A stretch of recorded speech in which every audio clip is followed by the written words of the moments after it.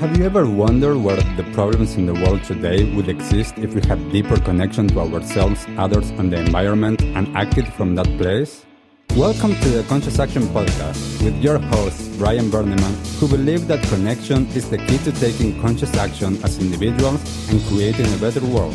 We are here to raise awareness and inspire meaningful action by sharing stories, knowledge, and conversations with thought leaders and change makers. From sustainability to well-being and everything related to conscious living, our mission is to empower you to be the change that you want to see in the world. Welcome, everyone, to a new episode of the Conscious Action Podcast. I am Brian Berneman, your host, and I have the pleasure to be joined all the way from Singapore by Malti Bhojwani. Thank you so much, Malti, for being here, for sharing this space with me. And for I will know that it's going to be a really nice conversation. For everybody that is listening and watching us, what can you share about you? Who is Malti? Thank you, Brian, for having me on your show. Really exciting to meet you as well and hear about all that you've been doing. Who is Malti? The short version, I am 53, Singaporean, born in Singapore. I've lived in several countries like Australia, India, and Indonesia, but I've come back home to Singapore about 9 years ago. So that's the personal stuff. I have a daughter. She's grown up, 32, so I had her when I was very young. I am married, and I'm learning to play the piano right now, which is lots of fun. And professionally, I've been coaching and facilitating transformation for over 20 years. Started again in my early 30s and have been in the field for a while and still learning as I go along. Beautiful. I love that. A lot of times I keep on saying when I ask this question, some people go directly to what they do for work. Some people talk about more about themselves and different parts of it. So, yes, thank you for sharing that. I would love to know, Malti, you say that you've been now in this space of work for the last 20 years. What prompted you to get into this space to support transformation and to support people? Thank you. It started with experiencing my own challenges in life. As a young adult, I think all of us experience, when life doesn't turn out the way you think it's meant to. You try to follow some kind of linear progression. And for me, I felt my perspective was life was happening to me. And I was quite unhappy, overweight, divorced, penniless. I found myself in a predicament and wondering, what is this and why is my life so miserable? And I was lucky, I think, I can use the word lucky, but I think also internally inspired to look for answers. And I think the first answer I got was that I created this mess. And, once I realized that I created the mess, then came I can create something different. So I became a typical self-help junkie, read every book that I could get my hands on, went for many workshops, inspired by the likes of Tony Robbins and David Hawkins and Bruce Lipton, and just anything I could lay my hands on that would help me to shift my perspective from being a victim of life to learning to get into mastering my life. So that's how it started. Yeah, I love that saying always, like how to shift from being a victim of our circumstances to the master of our lives. And I think that, with that, of course, the first step is always realizing, we are creating this, or there's an aspect of us that is creating this consciously or unconsciously. We have to take responsibility if we want to create a change. And, I remember last semester at the university that I was telling one of my students, it's like to be able to acknowledge where you are and to take responsibility.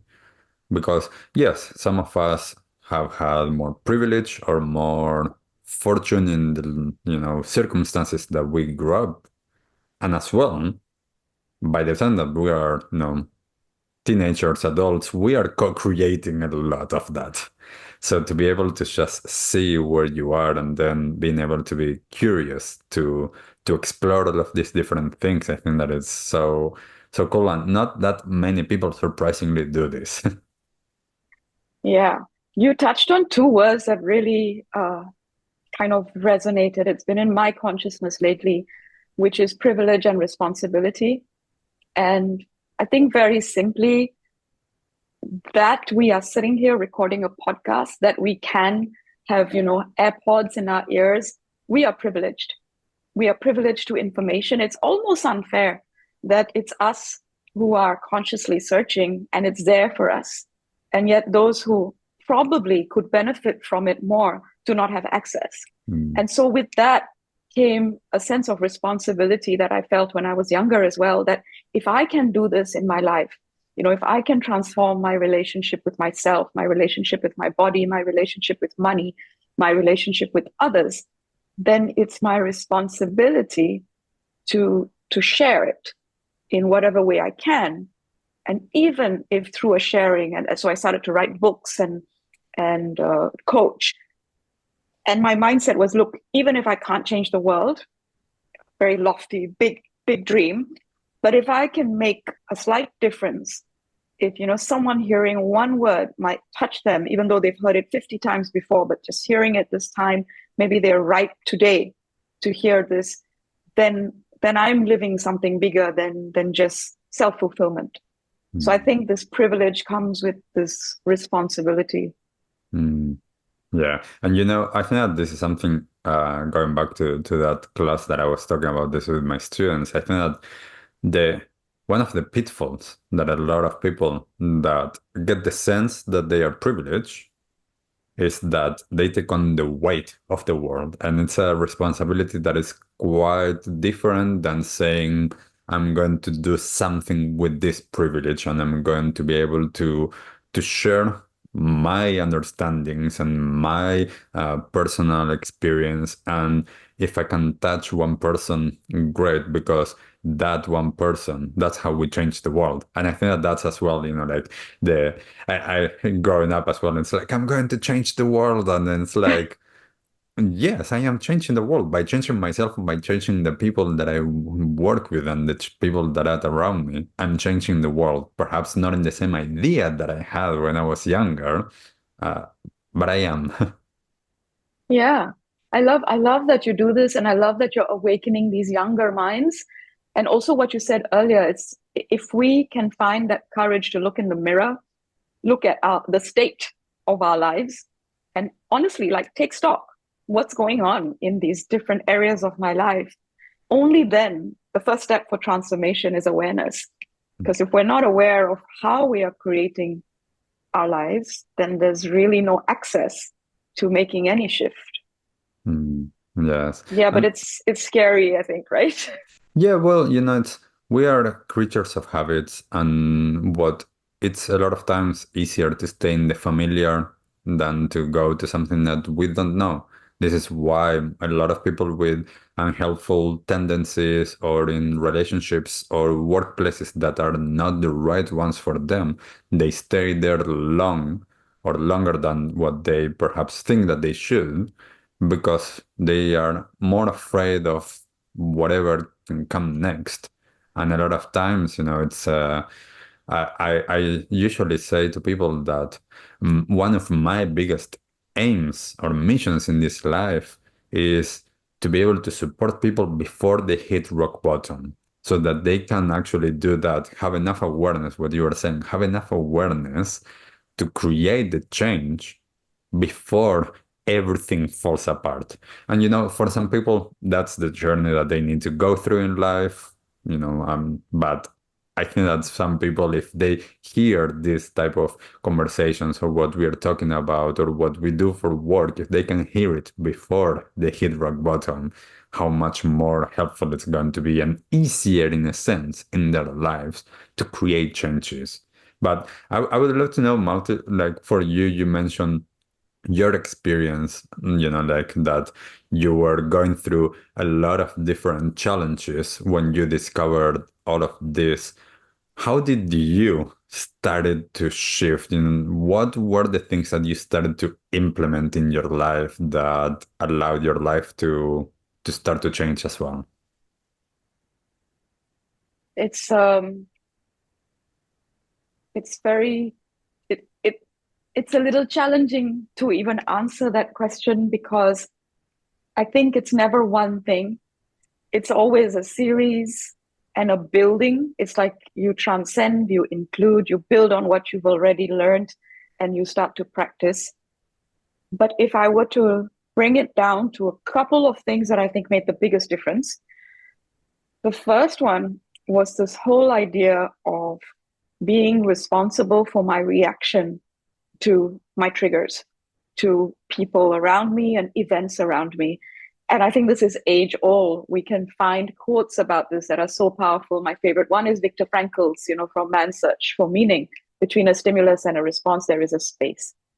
So for me, that was the biggest eye opener. I read it in a book, and I went for a workshop and heard it again, and it stuck. It stuck so hard that I wanted to understand what is this space. Stimulus, response, there's a space because I never knew there was a space.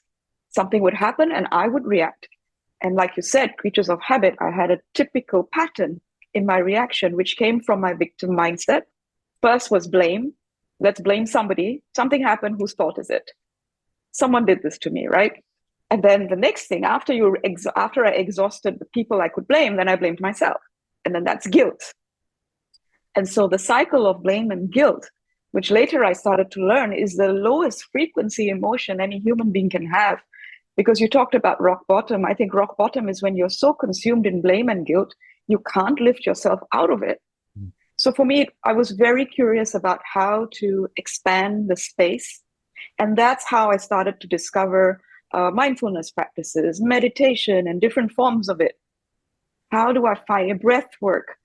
So personally, what can I do to expand the space so that I can now choose a new way of responding to some old, preconditioned, ancestral programming that I thought was the way, the only way. So Mm-hmm. that was the shift. Yeah, I love that. That as part of my personal journey as well, like working on that space has been huge because I remember this growing up, it was already like everything is going fast. I think that nowadays things are going a little bit faster than when when I grew up. Um, but I felt everything is going fast. I'm like going to school. I'm going to like to do all of these activities after school. I'm eating. I'm doing this, and it was quite a lot. And then once internet actually became a thing, then another layer added on top of that, and I realized later as I was practicing how I wasn't creating space in between things, and also how I could actually, in between things, even if there was no seemingly enough space, I could actually expand my awareness so that I could actually create that space. And I could find that space in between behaviors. I could find that space in between thoughts. I could find that space in between actions, and I think that's so important to be able to understand that there is actually a space in between things. And it just requires greater awareness to be able to notice that. Yeah, I love what you say. And what I'm hearing is also that sometimes people think that space equals time, that I need a holiday. I need to go on a retreat for, 10 days to take that space. Yes, I agree that that space is important. And at the same time, we can create that space in an instant in ourselves by switching on that consciousness and that awareness. Mm, So it yes. doesn't have to equal time. Yes, yeah, exactly. It can equal time, and also it doesn't equate to time. And I think that this Yeah. is one of the things that, for me, like having taken time for retreats and for experiences and to learn different methodologies and different perspectives allowed me to then create this type of space that it's not needed on time. It's just there in any single moment. I can expand that space. So it's a very interesting dynamic how they go hand in hand, actually. Yeah, again, I love how you say it, and I also say it a lot. So I practice something called centering, which is simple. I call it a micro mindfulness practice or a micro meditation. Like I have a YouTube video which is like 2 minutes, and it's the most viewed because it's just my voice leading people in a centering. But at the same time, if we don't know what centered feels like, we haven't already had a dip in that pond of spaciousness, it's difficult to find it when we most need it in a moment. So the analogy I like to use is like, when you start to learn to drive, you learn you have to look at the gear and put it in neutral and then put it in drive. But once you know how to drive, your hands can do it automatically. Or similarly with the piano, like I shared, when you're learning, it's what am I doing? But once you learn, you can go there automatically. Mm. There's muscle memory or remembrance, or it's programmed. We know the space, it becomes familiar. And so I find that, having the longer space and time, mindfulness practices, breathing practices, meditation, going on retreats is so important because that's when we sink into it, experience it, so that when we need it moment to moment, we can access it through micro cues. Mm. Yes. And I think that this is one of the things that a lot of times I was able to bring into the spaces that I work with, workplaces at university, that perhaps there's not that much time, or they are not Yeah, always going to create that space. There's ways of engaging in practices that can support transformation that are not always, you need to go for 2 weeks on a retreat. There can be these micro moments or these practices within the workday, within the activities that we're doing to become more present, to become more mindful, to become more aware. And through that, automatically we're going to change and transform because as we become more aware, that's just going to happen. yeah, totally agree. Yeah, so similarly, like I do a lot of workshops for teams. And again, corporate, they might be banks or insurers, and they're very busy, especially the most senior team. Everyone is busy, their calendars are full. We come together for 2 days and they want to get to outcomes. What can we walk out of here with? Whereas we encourage them to, take a breath, slow down, pause, let's go on the balcony a bit, get out of that dance and just start to slow down. And then they realize that by slowing down, we realize by slowing down, we actually speed up because we create that space to really listen and to get more creative, more focused. So totally agree with you. It's finding that space, finding that pause, and being compassionate that maybe many people don't have the luxury that I'm thinking you and I do because it's the Mm. middle of a weekday and here we are chatting on a podcast. And many people don't. They're living very, very fast-paced corporate lives. Yeah. Yeah. And like one of the things I know I'm really fortunate and really privileged and that I can set up my life in the way that works for me. Like I keep on telling people, it's like, yes, I'm working. This is part of, in a sense, my work. Also, uh, I'm not at the moment. This is not how I make a living. This is just me wanting to create something so that it can be beneficial and connecting with people that, like have something valuable to share and perhaps a different voice, a different word, a different perspective than me that someone else might resonate with. And I think that, you know, as you're saying, I recognize my privilege and I recognize that I've been fortunate to set up my life in a way that I can do this. But I want to explore something multi that I think that it's important as we're talking for about, like some people that work in corporate, and sometimes they are looking for these outcomes and they are looking for this workshop or this work when people like us, we go into businesses and it's like, okay, like what are we getting out of this? How have you been able to potentially bring this to taking responsibility for each person, their own life, and how their transformation actually transforms then the team and the culture and the business? Hmm.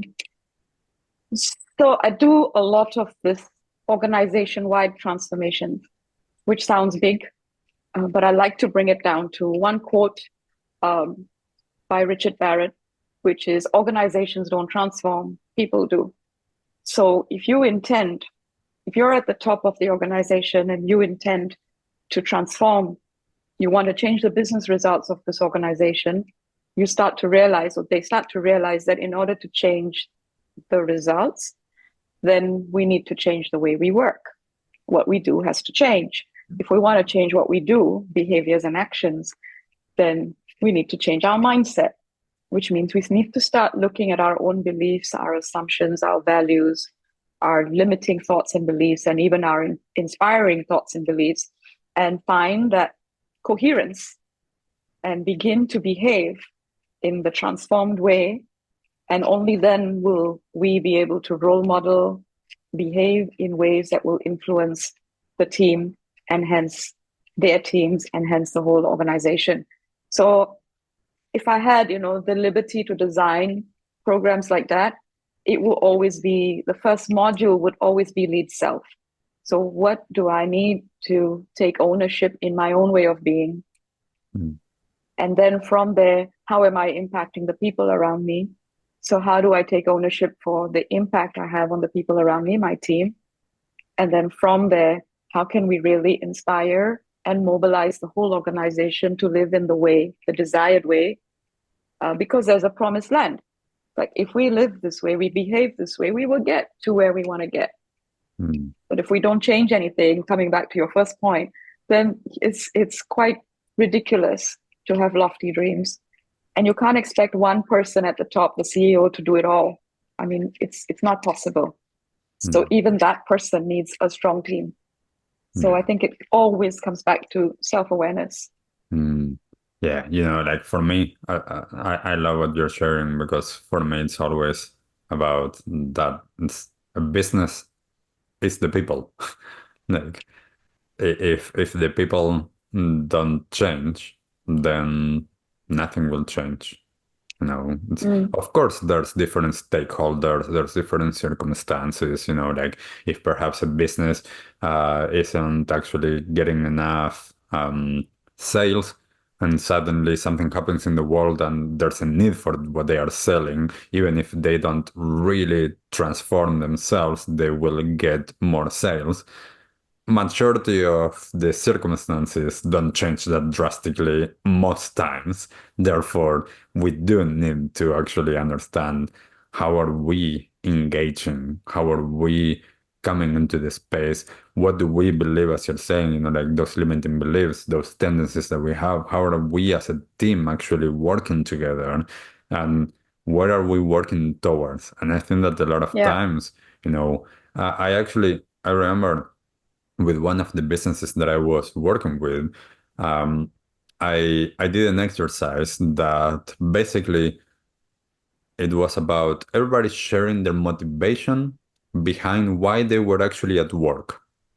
And I Mm, think that this was, like they were all kind of like at the beginning they didn't understand why I was doing that until they realized that once everybody shared, some people shared that, like since they were little kids, they loved doing that type of work. Some people shared that they were there because of the money. Some people shared that they were there because it was, like close to their home. Some people, different reasons why different people were there.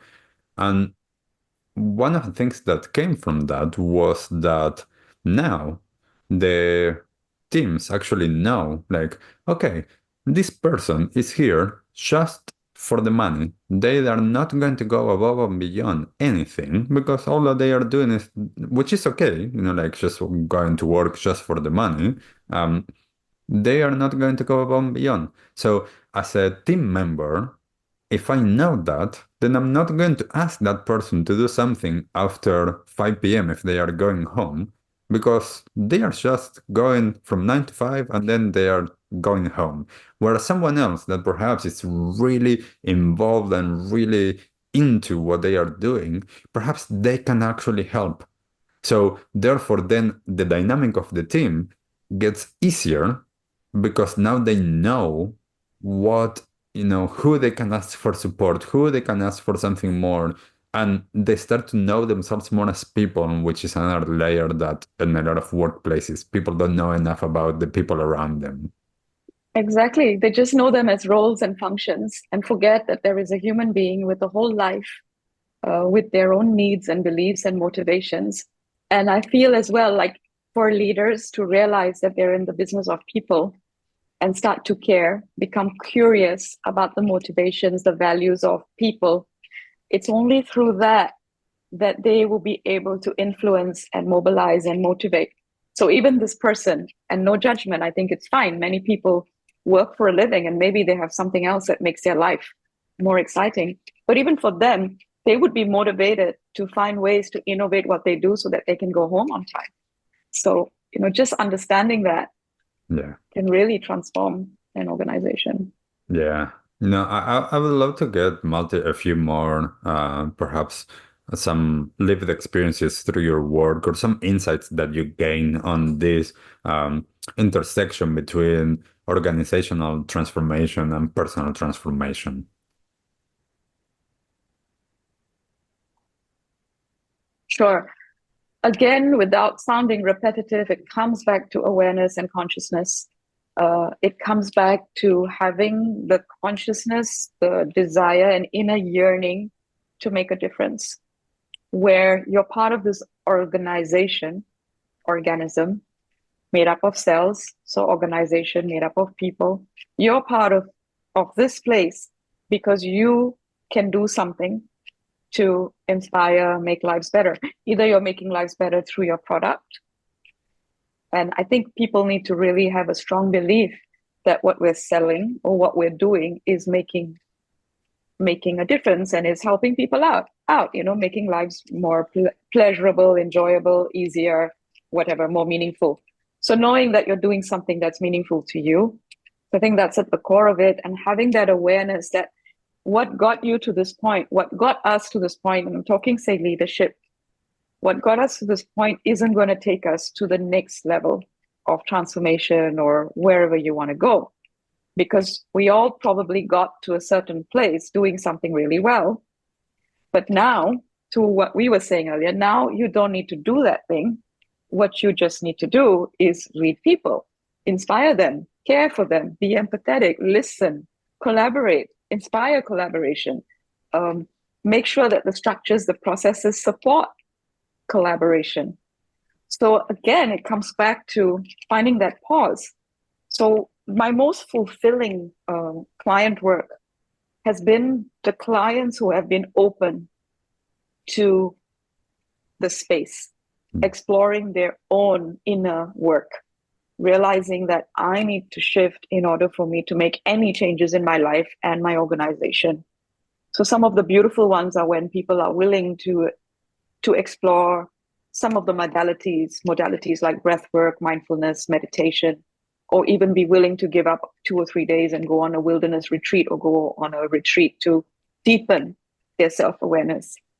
And then find ways to build practices in their lives around, I'm not going to just blow off or tell off someone who makes a mistake. I'm not going to just react from my old patterns, but I'm going to find that space in the moment, take that breath, and choose the response that will be helpful, conducive, empowering, that will be on the other side of how we say we want to behave. Mm. So for me, that is the key. Mm. Yeah.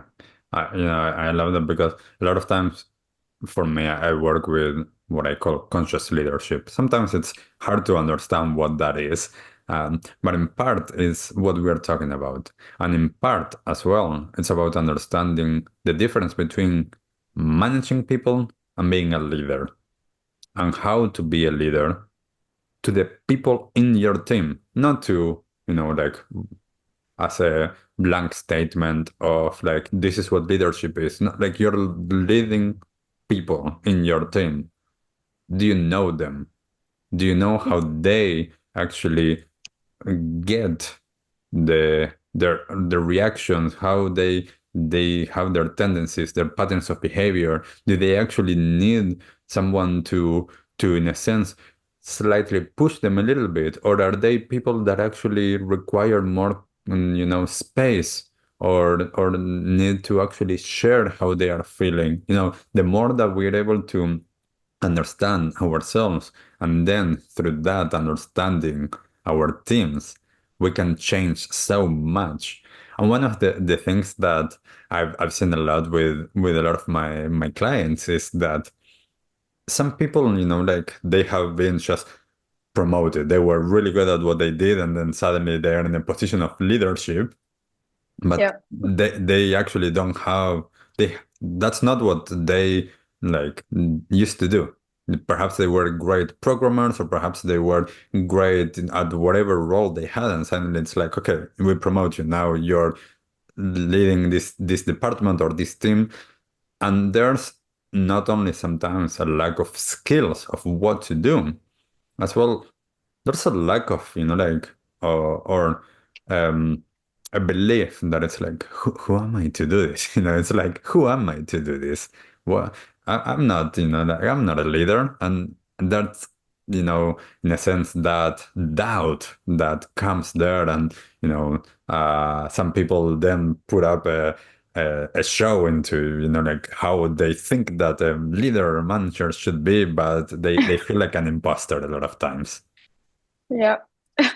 I love how you shared that. People get promoted because they're good at what they're doing. And there is no real kind of training. I know a lot of us are trying to do this, right? Leadership development and let's give people these capabilities and the mindset of leading.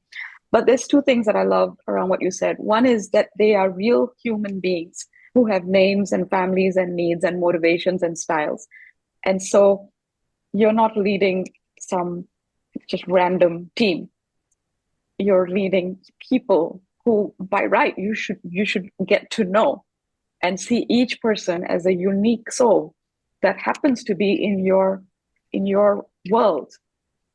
And the other thing that I liked is there's a sense of worthiness. A lot of people think that, I think it's a paradox. So people feel like they have to earn their worth on this planet. Who am I to be this leader?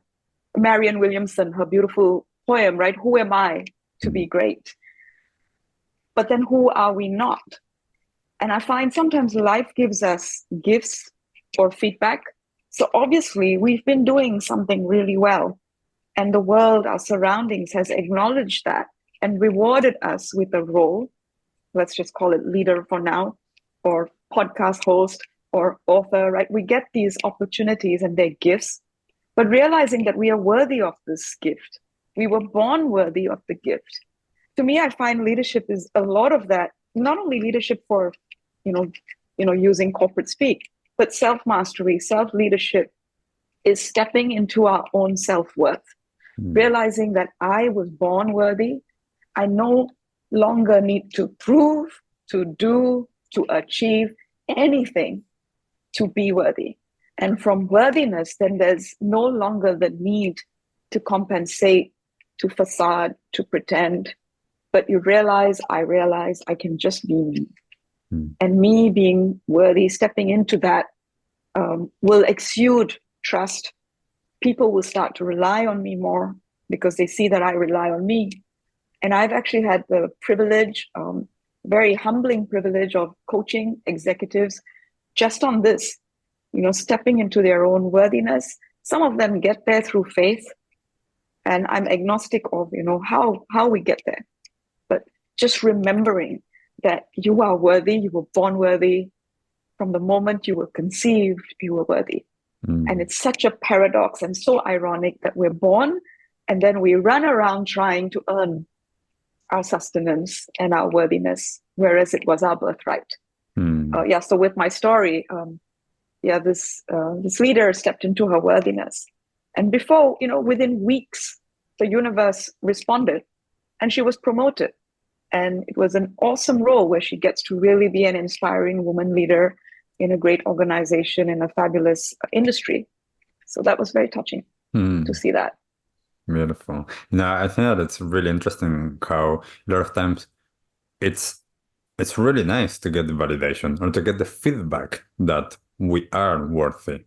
And sometimes I think that, as you're saying, one of the challenges is that if we are not getting the feedback that we want or the validation that we want, we might believe that we are not worthy. And as you're saying, I hold the same belief. I hold the belief that we're all worthy of everything the moment that we are born. There's nothing that we have to do to earn that.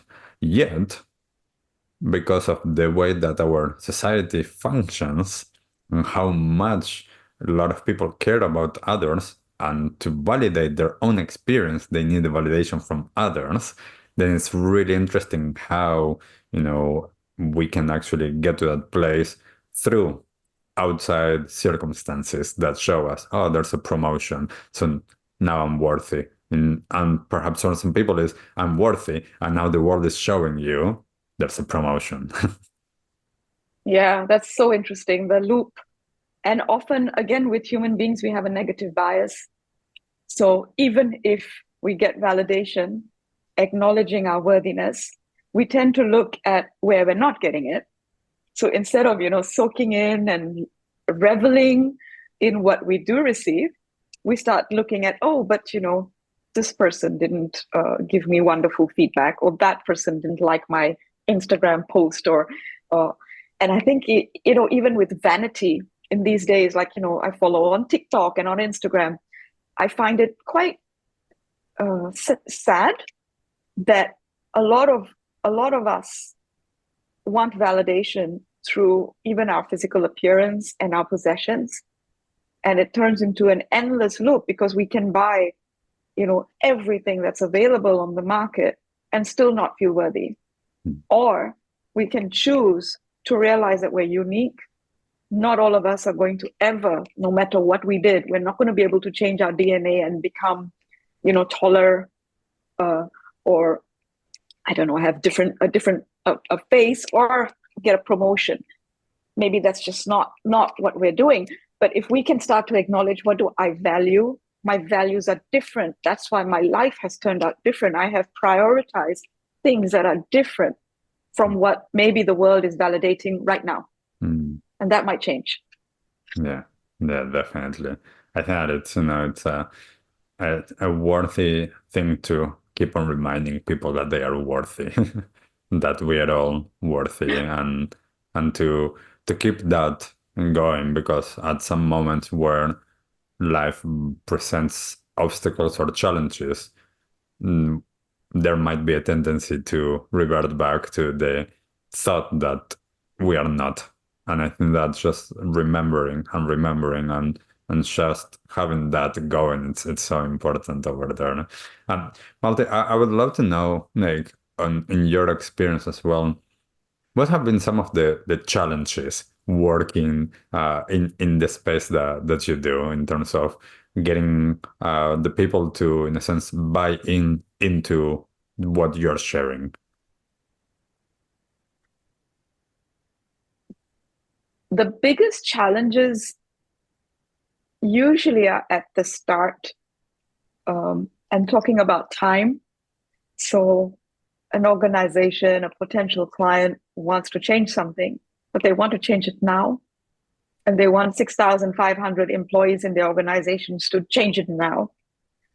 And then when I offer or design, say, a 1-year journey, they're like, no, we don't have a year. And then when we break it down to, okay, we'll do it in 6 months and let's have the leadership come together for 3 full days.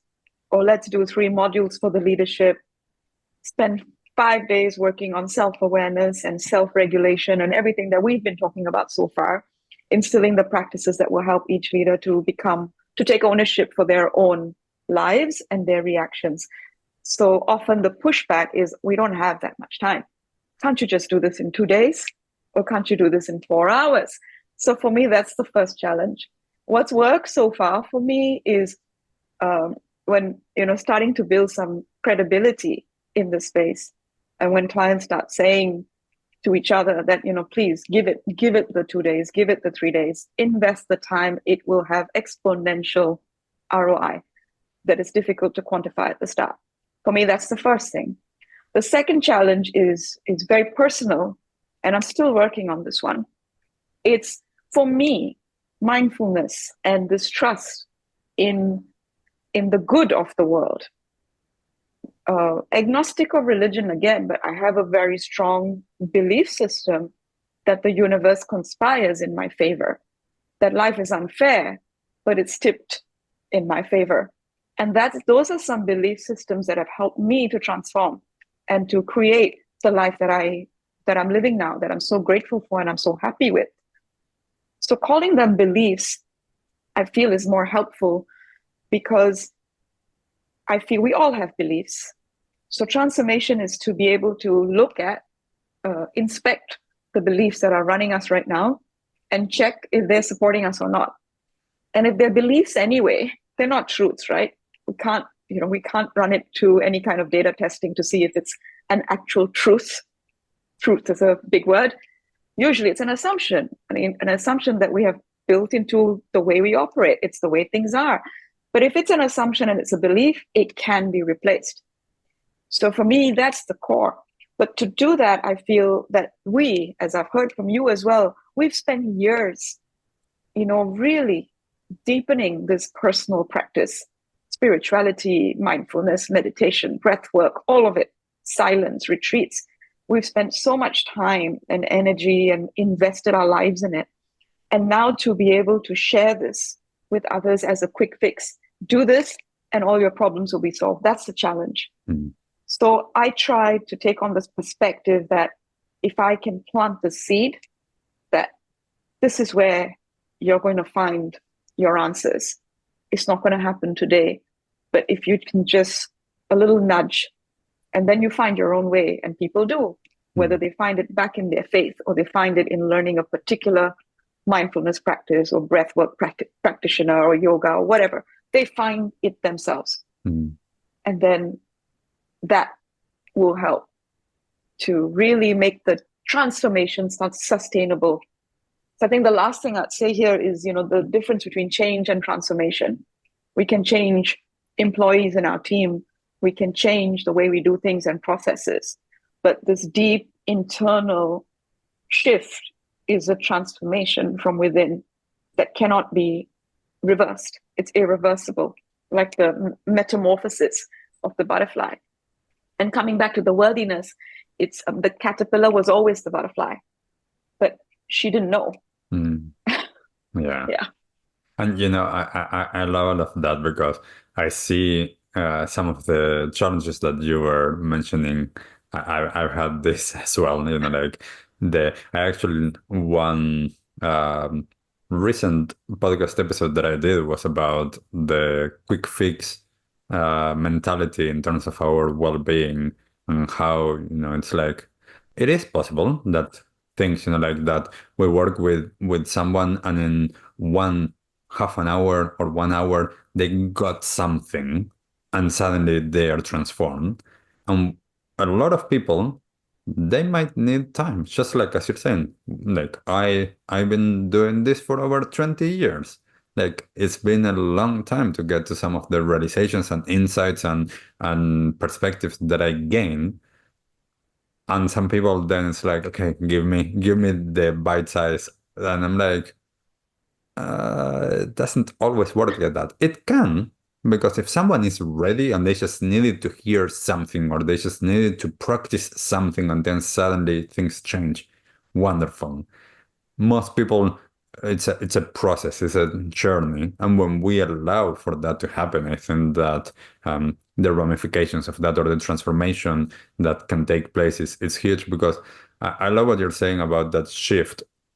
There is a place that I remember when I was younger, that one time my teacher said, there's certain experiences that there's no going back from them.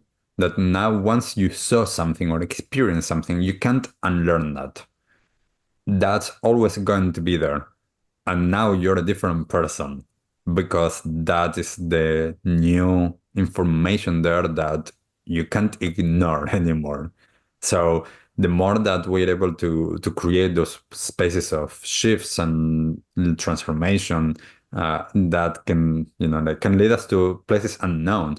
And, talking about some of the things that you've been sharing, it can lead us to places that we can't even imagine. Like life Yeah, can be so much greater than what our imagination actually can think of. beyond imagination. You remind me of one of my teachers. Her name is Geeta Bellin. She's in her 80s, lives in Australia, and she uses the word root perspective. So when she taught us to be facilitators of transformation, the essence was to shift the root perspective, because once that is shifted, you cannot unsee it. There is no going back. The butterfly never returns to being a caterpillar. And it's that root perspective. I find as well that in the work that we do, I love what you said at the start, where you're not making a living from doing what you do. And the living, or what the abundance that flows into my life, is a byproduct of me doing what I love doing. And I realize that I need to be very humble. The humility is so important. And the willingness to see people in their highest potential is so important. And it's not easy to do. It's easy for me to say these words to you right here.